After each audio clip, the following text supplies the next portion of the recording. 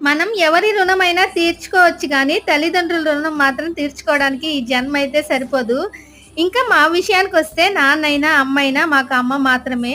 మా అమ్మే ఇలా ఎందుకంటున్నాను అంటే, మా అమ్మకి 13 ఏళ్ల వయసులోనే పెళ్లి, 13 ఏళ్లలోనే నేను పుట్టాను.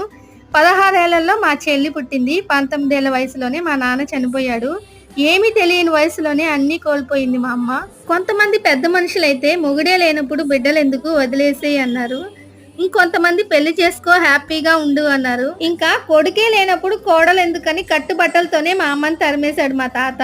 మా నాన్న తరపున బంధువులైతే ఏ ఒక్కరూ ఆదుకోలేదు. కనీసం ఓదార్చడానికి కూడా రాలేదు. ఇద్దరు ఆడపిల్లల్ని పెట్టుకొని మా అమ్మ పడే కష్టాల్ని మేము చూస్తూనే పెరిగాము.